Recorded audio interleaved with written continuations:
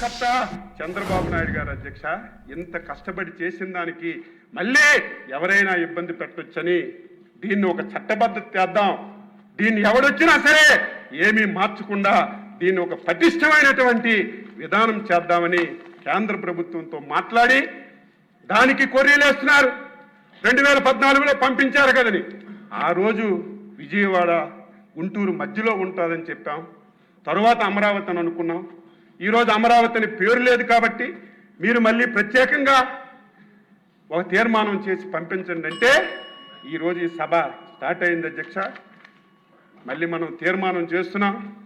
ఈ రోజుతో 5 కోట్ల మంది ప్రజలకి ఒక ఆనందమైనటువంటి రోజు. ఎవరు భయపడవలసిన అవసరం లేదు.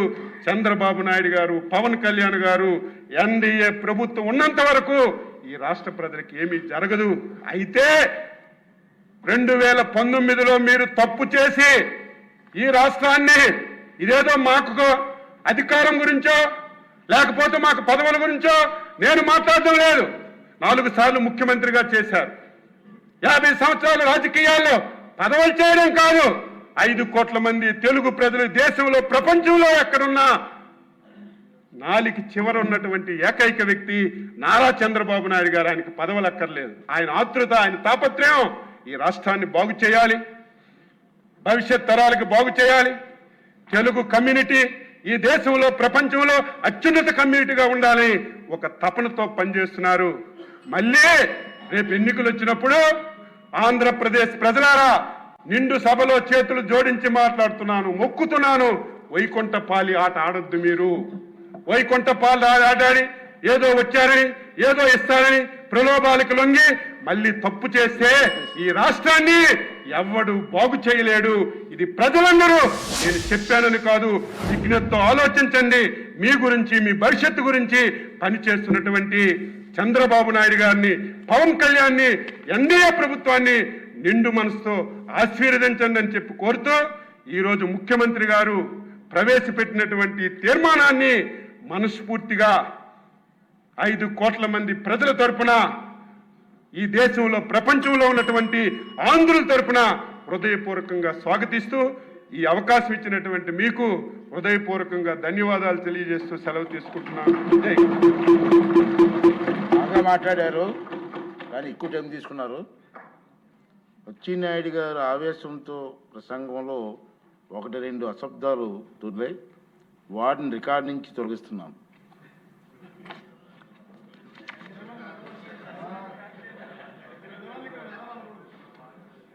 నెక్స్ట్ మనోహర్ గారు. సభ కదా. ధన్యవాదాలు అధ్యక్ష.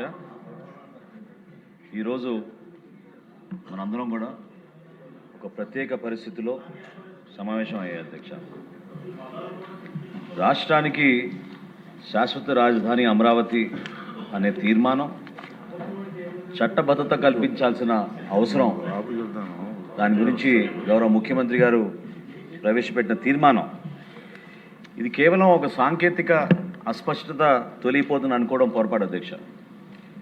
ఎందుకంటే ఇక్కడ ఉన్న గౌరవ శాసనసభ్యులందరూ కూడా, రాష్ట్ర ప్రజలు కూడా గుర్తించాల్సిన ఒక బాధ్యత, మన భవిష్యత్తు గురించి కూడా ఆలోచించుకోవాల్సిన సందర్భం అధ్యక్ష ఇది.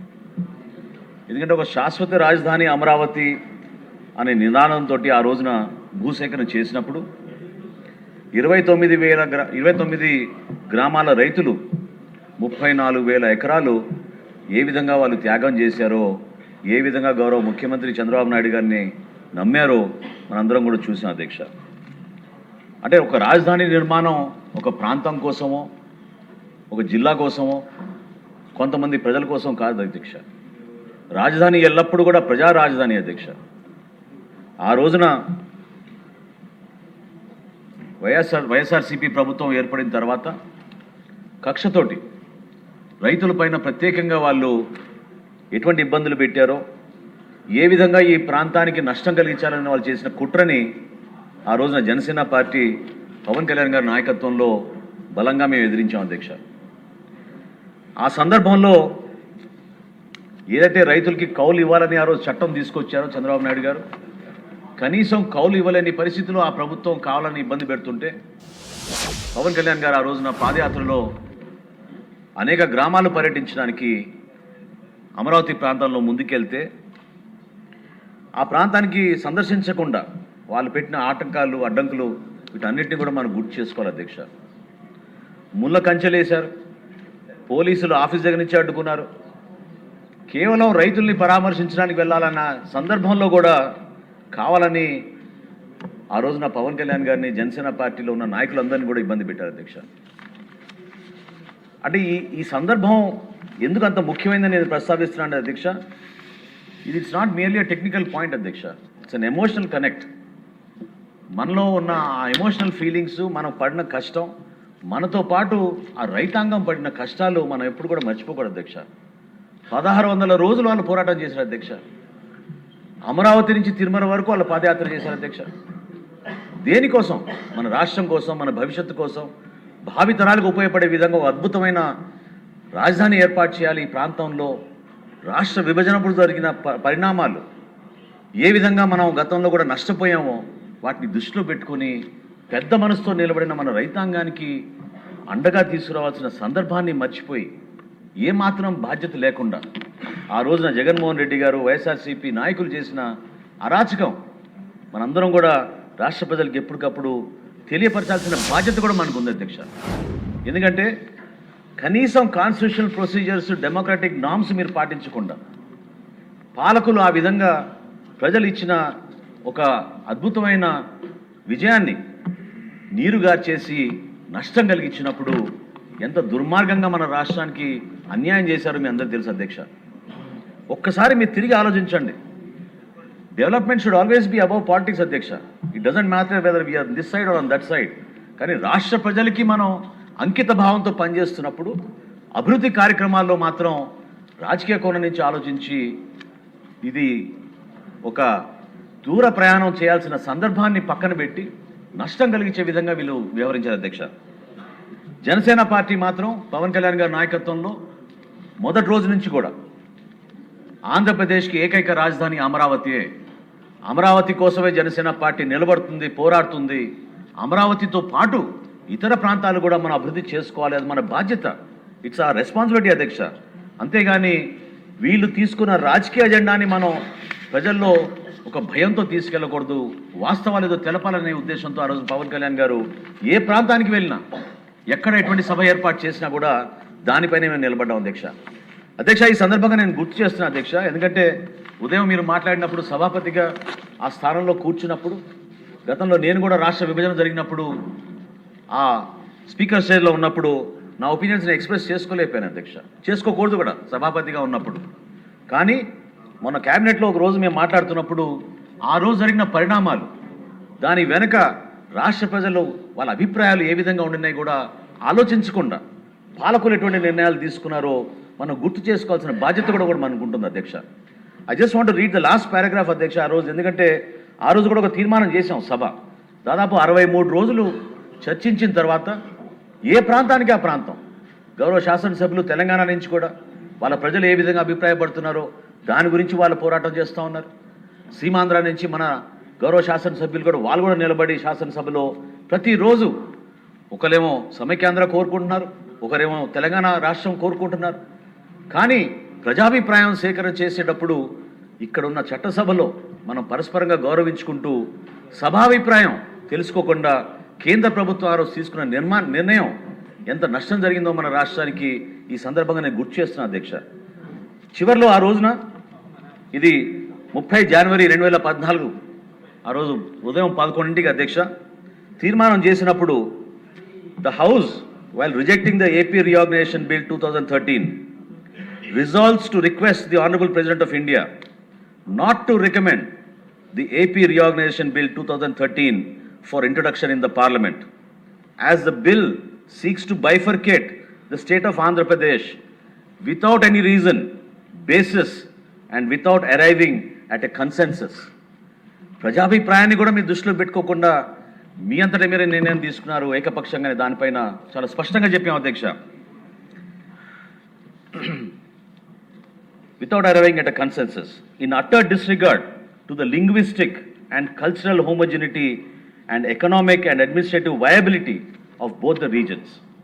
The bill also completely ignores the very basis of formation of the state of Andhra Pradesh, the first linguistic state created in independent India, అధ్యక్ష. ఏ విధంగా మన పూర్వీకులు మహానుభావులు ఎంతోమంది త్యాగం చేసి మన రాష్ట్రం కోసం, తెలుగు భాష కోసం పోరాడారు. ఏ విధంగా అన్ని ప్రాంతాల అభివృద్ధి కోసం స్వాతంత్రం తెచ్చుకున్నామో దానికి విరుద్ధంగా భిన్నంగా వీళ్ళు వ్యవహరిస్తున్నప్పుడు చట్టంలో ఉన్న ప్రొసీజర్స్ని కూడా గౌరవించకుండా డెమోక్రాటిక్ నార్మ్స్ని వీళ్ళు పట్టించుకోకుండా చేస్తే ఎంత నష్టం జరిగిందో అనేది ఉదాహరణ ఈరోజు నేను ప్రత్యేకంగా మీ అందరి ముందు ప్రవేశపెడుతున్నా అధ్యక్ష. ఎందుకంటే మనం ఆలోచించాలి, అభివృద్ధి అనేది ఒక నాయకత్వంలో ఉండదు అధ్యక్ష. అందరం కలిసికట్టుగా నాయకత్వాన్ని బలపరచాలి. చంద్రబాబు నాయుడు గారు ఆ రోజున సింగపూర్ మోడల్ తీసుకొద్దాం, సింగపూర్ ఏ విధంగా అభివృద్ధి చెందిందో అక్కడ ఉన్న అసెండాస్ కానివ్వండి, మన జురాంగ్ కానివ్వండి, సర్బానా కానివ్వండి, వాళ్ళతో సంప్రదించి ఒక మాస్టర్ ప్లాన్ తయారు చేయాలనే కోరిక ఎందుకు వచ్చింది అధ్యక్ష? ఏ ప్రాంతంలో లేని రాజధాని మన ప్రాంతంలో రావాలి. అటువంటి ప్రత్యేకమైన ఒక అద్భుతమైన నగరం మనం నిర్మాణం చేసుకోవాలి. ఆంధ్రప్రదేశ్ ప్రజలు గర్వపడాలనే ఉద్దేశంతో ఆ రోజు తీసుకున్న నిర్ణయం అధ్యక్ష. అంతేగాని వ్యక్తిగతంగా పాలకులుగా మనం 5 సంవత్సరాలు ఉన్నంత మాత్రాన మనం ఈ రాష్ట్రానికి కావాలని కక్ష కట్టి నష్టం చేసే విధంగా వాళ్ళు చేసిన పరిణామాల వలన, ప్రయత్నాల వలన ఇంత నష్టం జరిగిపోయింది అధ్యక్ష. కావున ఈ సందర్భంగా నేను అందరినీ కోరేది ఏంటంటే అధ్యక్ష, ఆ రోజు నరేంద్ర మోడీ గారు శంకుస్థాపన జరిగిన రోజు చాలా స్పష్టంగా చెప్పారు అధ్యక్ష, Andhra Pradesh will lead new economic revolution అని. గౌరవ ప్రధానమంత్రి గారికి ఒక నమ్మకంతో అమరావతి నిర్మాణం ద్వారా ఆంధ్రప్రదేశ్కి గారు దేశంలోనే ఒక అద్భుతమైన మార్పు తీసుకురాగలుగుతాం, ఎకనామిక్ రెవల్యూషన్ తీసుకురావాలి ఆంధ్రప్రదేశ్ అనే ఆలోచనతో ఆ రోజు ఆయన ఆశీర్వదించారు అధ్యక్ష. అనుగుణంగా ప్రతి ఒక్కరూ కూడా కష్టపడి పనిచేయాలి అధ్యక్ష.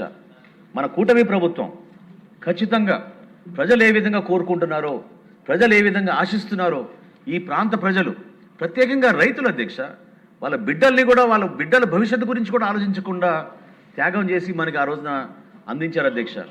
ఎన్నో సందర్భాల్లో మహిళలు వచ్చి పిల్లలు మెడిసిన్ సీట్, ఇంజనీరింగ్ సీట్ కాలేజీలో చదువుకుంటున్నా కూడా పవన్ కళ్యాణ్ గారితో వేధించుకుని అయినా కానీ మేము మా ఎకరం 2 ఎకరాలు రాజధానికి ఇచ్చేసామండి, అన్యాయం జరుగుతుందనే ఆవేదనతో వాళ్ళు మాట్లాడినప్పుడు ఆ రోజున పవన్ కళ్యాణ్ గారు కేంద్ర ప్రభుత్వంలో ఉన్న పెద్దల్ని కలవాలి, మనం ఎందుకు బాధ్యత లేదనేది మనం ప్రశ్నిద్దాం అని ఆ రోజు మేము ప్రతిపక్షంలో ఉన్న శాసనసభ్యులుగా లేకపోయినా ఒక బాధ్యతగా జనసేన పార్టీ నుంచి పవన్ కళ్యాణ్ గారి నాయకత్వంలో ఢిల్లీకి వెళ్ళి 2-3 సార్లు వాళ్ళతో సమావేశం జరిపి వాళ్ళని నమ్మకం వచ్చే విధంగా కల్పించి ఆ రోజున భారతీయ జనతా పార్టీ కూడా కలిసి వచ్చి ఆంధ్రప్రదేశ్కి ఏకైక రాజధాని అమరావతి ఉండాలి అని తీర్మానం చేసుకుని మనం ముందుకెళ్ళాం అధ్యక్ష.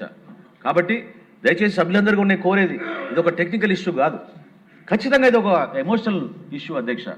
ఎంతో పోరాటం చేశాం, నిలబెట్టుకున్నాం. ఇంకా ఇప్పుడు ఈ రోజున మన బాధ్యత మరింత పెరిగింది. గౌరవ ముఖ్యమంత్రి గారు చంద్రబాబు నాయుడు గారి నాయకత్వంలో, అదేవిధంగా మన రాష్ట్ర ఉప ముఖ్యమంత్రి పవన్ కళ్యాణ్ గారి నాయకత్వంలో మన అందరం కూడా కలిసికట్టుగా ఈ ప్రాంతానికి, మన రాష్ట్రానికి మేలు జరిగే విధంగా ఒక అంకిత భావంతో ఒక అద్భుతమైన నగరంగా మన అమరావతిని మనం ముందుకు తీసుకెళ్ళాలి. దానికి మనందరూ కూడా సహకరించాలని, ప్రజలు కోరుకునే విధంగా మనం కలిసికట్టుగా పనిచేసుకుని ముందుకెళ్దామని మరొకసారి తెలుపుకుంటూ అవకాశం కల్పించినందుకు మీకు ప్రత్యేకంగా ధన్యవాదాలు అధ్యక్ష.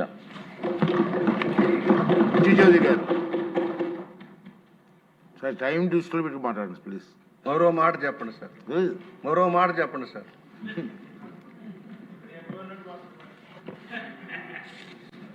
ఒకసారి అంటే సీనియర్ మెంబర్గా ఈ పాత్ర ఏంటో మా బాబు గారికి బాగా తెలుసు. మీరంటే గౌరవం అందరికీ. గౌరవం కోసం కాదు సార్, ఈ చరిత్రలో నేను కూడా చిన్న ఇంటర్ వాసి భాగస్వామ్యం ఉంది కనుక చెప్పాల్సిన అవసరం ఉంది. అమరావతి ఎందుకు, అమరావతి రాజధానిగా ఎందుకు? చరిత్ర, శాతవాహనులు తెలుగు రాజులు చరిత్రలో దేశాన్ని పరిపాలించిన రాజులు ఇక్కడి నుంచే, దాణ్యకోట అమరావతి నుంచి, శాతవాహనుల కాలం నుంచి కూడా. మహాయాన బౌద్ధం ప్రపంచవ్యాప్తి చెందడానికి ప్రధాన కారణం శ్రీపర్వతం అనే నాగార్జున కొండ. దాన్ని ప్రోత్సహించిన వాళ్ళు శాతవాహనులు. నాగార్జునుడు ఇక్కడి నుంచే తన మహాయాన సిద్ధాంతాన్ని ప్రపంచానికి చాటి చెప్పి బౌద్ధ వ్యాప్తి కారకులయ్యారు. అలాగే అదే డైనాసిటీలోనే వ్యాపారం అభివృద్ధి చెందింది. దండకోట నుంచి ఏదైతే చీరాల చిన్నగంజాం మధ్య ఉన్న మోటుపల్లి రేవు నుంచి వాణిజ్యం విదేశాలకు తరలిపోయేది. రోమన్స్ తోటి వాణిజ్యం చేశారు. అరేబియన్ కంట్రీస్ నుంచి కూడా వాణిజ్యం ఇక్కడ జరిగేది. ఆ తర్వాత కాకతీయ డైనాసిటీ వచ్చేటప్పటికి కూడా కాకతీయులు కూడా ఈ ప్రాంతం నుంచి పరిపాలన సాగించు తెలుగు భాషకి తెలుగు నాణాలని కూడా గుర్తించి దాని ద్వారా ప్రాచుర్యం పొందిన చక్రవర్తులు ఉన్నారు. ఆ విధంగా ఈ ప్రాంతం అభివృద్ధి చెందింది. ఎందుకంటే మనం ఎందుకు ఈరోజు వస్తున్నాం, ఒకటి దక్షిణాపథం అంతా ఒకే రాష్ట్రంగా ఉన్న రోజుల్లో తెలుగువారం అంతా చెన్నైకి వెళ్ళి అభివృద్ధి చేసుకుంటూ వెళ్ళాం. తెలంగాణ తమిళనాడులో పరిశ్రమలు అభివృద్ధి చేసుకున్నాం, పెట్టుబడులు పెట్టాం, ఇదే మన రాజధానికి అనుకున్నాం. ఆ తర్వాత తెలుగు వారికి అన్యాయం జరుగుతున్న భావంలో పొట్టి శ్రీరామ్ గారు త్యాగ ఫలితంగా భాషా ప్రయుక్త రాష్ట్రాలు వచ్చాయి. భాషా ప్రయుక్త రాష్ట్రాలు రావడంలో అనేకం కోల్పోయి వచ్చాం. మనం మొదటి నుంచి ఆంధ్ర ప్రాంతం అంతా, రాయలసీమ ప్రాంతం అంతా కూడా చెన్నై మీద ఆధారపడి ఉండేవాళ్ళం. చెన్నై ఎప్పుడైతే మనకి తమిళనాడుకి వెళ్ళిపోయిందో మనకి అవసరాలు పెరిగిపోయినాయి. తర్వాత కర్నూలు వచ్చాం. తర్వాత మళ్ళీ భాషా ప్రయుక్త రాష్ట్రాలు ఏర్పడిన ఆంధ్రప్రదేశ్ ఏర్పాటైన తర్వాత హైదరాబాద్ని డెవలప్ చేసుకున్నాం. హైదరాబాద్ సమగ్రంగా అభివృద్ధి చేసుకున్నాం, ఇదే మన రాజధాని అనుకున్నాం. దురదృష్టవశాత్తు భాషా ప్రయుక్త రాష్ట్రాల్లో మన విభజనవాదంలోకి వెళ్ళిపోయి మనం కట్టుబట్టలతో వచ్చాం. దానివల్ల తీవ్రంగా నష్టపోయిన ఆంధ్ర ప్రాంతం, రాయలసీమ ప్రాంతం అంతా కూడా, ఉత్తరాంధ్ర కానీ. ఫలితంగానే ఈ రోజున ఒక రాజధాని లేని రాష్ట్రం ఉంది. అనేక నగరాలన్నీ కూడా సాధ్యమైనంత వరకు నదీ తీర ప్రాంతాల్లోనూ సముద్ర తీర ప్రాంతాల్లో అభివృద్ధి చెందినాయి. మనకు సరైన నగరం లేదు, పరిశ్రమలు లేవు, పెట్టుబడులు లేవు. వ్యవసాయ ఆధారంగా మిగిలిపోయాం. ఆదాయం లేని పరిస్థితుల్లో రాష్ట్ర విభజన జరిగింది అశాస్త్రీయంగా. దాని ఫలితంగా మనం ఇవాళ మరలా కొత్త రాజధాని ఏర్పాటు చేసుకోవాల్సిన పరిస్థితుల్లో ఆ రోజున విభజన చట్టం వచ్చే ముందే నేను తిరిగాను అధ్యక్ష. ఈ ప్రాంతం అంతా తిరిగాను. బాబు గారికి కూడా తెలుసు. నేను బాబు గారి పక్కన కూర్చొని హైదరాబాద్ పాత అసెంబ్లీ భవనంలో వారికి చెప్పాను, ఈ ప్రాంతం అంతా అచ్చంపేట డిగ్రేడెడ్ ఫారెస్ట్ 8,000 ఎకర్స్ ఉంది సార్. డిగ్రేడెడ్ ఫారెస్ట్ 8,000 ఎకర్స్ ఉంది. ఈ ప్రాంత రైతులు నష్టపోయి ఉన్నారు. పొగాకు కానీ పత్తి కానీ నష్టాలు పాలైపోయారు. భూములు ఇవ్వడానికి సిద్ధపడుతున్నారని వారి దృష్టిలో పెట్టాను నేను. ఆ సందర్భంలోనే ఒకటి చాలా మందికి తెలియదు ఏంటంటే, సారవంతమైన భూమి అంటారు. మంగళగిరి నుంచి అమరావతి వెళ్లే దారిలో కుడి పక్క మాత్రమే సారవంతమైన భూమి. రోడ్డు దాడితే కటిక ఉప్పులు సార్. బోర్లు పడవు. ఎంఎస్ఎస్ కోటేశ్వరరావు మంత్రిగా ఉన్నప్పుడే ఎత్తిపోతల పథకాలు పెట్టి కొంతవరకు నీరు వచ్చింది. కానీ ఆ అమరావతి రోడ్డుకి కుడి పక్క మాత్రమే 1 కిలోమీటర్ ప్రాంతం మాత్రమే తీటి నీరు ఉంటుంది. ఆ తర్వాత కటిక ఉప్పులు, బోర్లు కూడా పడవు సార్. అందువల్ల రైతులు ఇవ్వడానికి సిద్ధపడ్డారు. తనకు మేలవుతుందన్న భావనలో వచ్చారు. మన విభజన తర్వాత రాష్ట్రధానిగా ఏది నిర్మాణం చేయాలన్నప్పుడు ఒకటి భౌగోళికంగా క్లుప్తంగానే సార్, భౌగోళికంగా ఏమిటి దీని అనువైన ప్రదేశాలు దేనికి?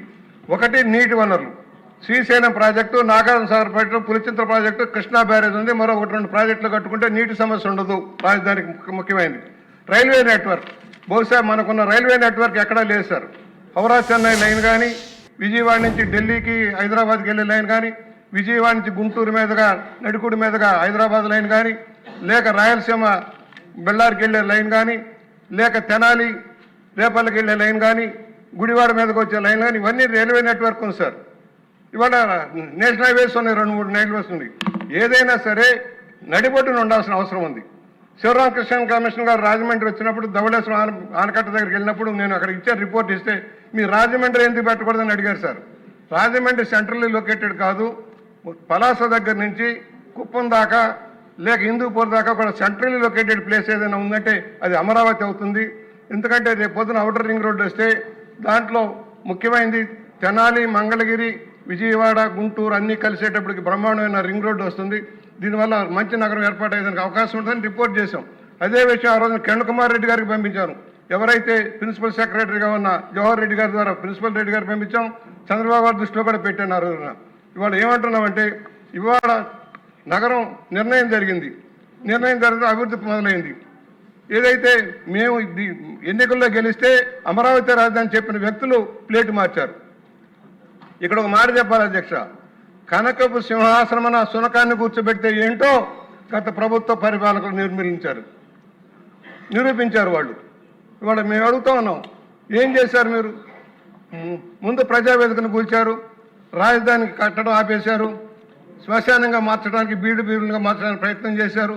ఇక్కడ వేకర్ సెక్షన్ తెచ్చి ఇళ్ళు పెట్టేస్తామని చెప్పి ప్రయత్నాలు చేశారు. ఇవాళ అనేక రైతులను ఇబ్బంది పెట్టారు. కన్నీళ్లు పరిమితం అయిపోయిన రైతులు కనీసం పాదయాత్ర చేస్తుంటే అడ్డుకున్నారు, దేవస్థానానికి వెళ్తుంటే అడ్డుకున్నారు. ఒకటే స్పష్టంగా ఆ రోజున ఇదేదో కమ్మవారి ప్రాంతం. నేను అడుగుతా ఉన్నా, ఎవరైతే ఎస్సీ ఎస్టీలు 32% సార్, రెడ్లు 23% సార్, కమ్మవారు 18% సార్, బీసీలు 14%, కాపులు 9%, మైనారిటీలు 3%, ఇతరులు 1%, 100%లో ఇది సార్. ఇది కమ్మవారి ప్రాంతం ఎలా అవుతుందో మీరు చెప్పండి. అలాగే భూములు ఇచ్చిన రైతులు పెద్దవారు భూస్వాములు అన్నారు. నేను ఇక్కడ స్పష్టంగా చెబుతా ఉన్నాను. 1 ఎకరంలో ఇచ్చిన వారు 20,490 మంది 10,035 ఎకరాలు ఇచ్చారు సార్. 2 ఎకరాల్లో 5,227 ఎకరాలు 7,466 ఎకరాలు ఇచ్చారు సార్. 2 నుంచి 5 ఎకరాల పాటు 3,337, 10,104 ఎకరాలు, దాదాపు 28,000 ఎకరాలు ఇచ్చిన వాళ్ళు చిన్న సన్నకారు రైతులు అయినప్పుడు ఇది భూస్వాములు ఎలా అవుతారు సార్? వాడు పెద్దవారు ఇచ్చిందంతా కలిపితే 4,000 ఎకరాలు లేదు. కానీ తప్పుడు ప్రచారం చేసి ప్రజల్లో గందరగోళం సృష్టించి అధికారంలోకి వచ్చాక రాజధాని నష్టం చేశారు. ఏదైనా మనకు ఒకటే, శాతవాహనుల దగ్గర నుంచి కాకతీయుల దగ్గర నుంచి కూడా ఇక్కడే కాకతీయ రుద్రం వచ్చింది సార్. మనం అసెంబ్లీ ప్రాంగణానికి దగ్గరలోనే శిలాఫలకం కూడా వేశారు, విడుదల చేశారు. ఇక్కడ రుద్రమదేవుడు మోటిపల్లిలో ఇప్పటికీ రుద్రమదేవుడు కట్టిన దేవాలయాలు ఉన్నాయి. రామలింగేశ్వర విశ్వేశ్వరరాయలు కూడా అక్కడ ఉన్నాయి. ఇవాళ వ్యాపార కేంద్రంగా మోటుపల్లి, కోడూరు, కృష్ణా జిల్లా కోడూరు కూడా ఆ రోజున చారిత్రలో ఉన్నాయి. ఇవాళ తీర ప్రాంతం ఉంది, సెంట్రల్ లొకేటెడ్ కనుక ఇవాళ మనం తీర్మానం చేసి పంపించడమే కాదు, ఇక ముందు ఎవరో కూడా ఇలాంటి సంకుచిత బుద్ధులు రావడానికి వీలేదు. చివరిగా 2 మాటలు సార్. ముందు చూపుతో వెళ్తున్నాడు నాయకుడు అవుతాడు. చంద్రబాబు గారు విజనరీ. ఆ రోజున విజన్ 2020 పెట్టినప్పుడు రకరకాలుగా మాట్లాడారు. మరలా రాజధాని అప్పుడు కూడా విజన్ పెట్టారు. వికేంద్రీకరణ, హైదరాబాద్లో జరిగిన నష్టం జరగకుండా ఉండాలంటే వికేంద్రీకరణ జరగాలని వివిధ రాష్ట్రాల్లో వివిధ ప్రాంతాల్లో అభివృద్ధి కార్యక్రమం ఎలా ఉండాలని నిర్దేశించి మనకు విజన్ ఇచ్చారు సార్. విజన్ ఒకసారి చదువుకుంటే అర్థమవుతుంది. మూర్ఖులు వచ్చి పరిపాలన చిన్నాభిన్నం చేసి పెట్టుబడులు పారిపోయేలాగా చేసిన దాన్ని మనం గమనించి తీసుకోవాల్సిన అవసరం ఉంది. ఇవాళ ఏదైనా సరే, ఒకటి పోలవరం ప్రాజెక్ట్ మనం ఆ రోజు అనుకున్నాం 2 ఎత్తిపోతల పథకాలు పెట్టాం కదా, 19,000 క్యూసెక్స్ తోటి కెనాల్ ఎందుకని అనుకున్నాం. అదే రోజున సీతాభద్రావుని ఈఎన్సీని అడిగాను, ఏమండి ఇంత కెనాల్స్ పెడుతున్నారు అవసరమా అంటే ఆయన ఒకటే చెప్పాడు, రాబోయే రోజుల్లో తెలంగాణలో ఎత్తిపోతల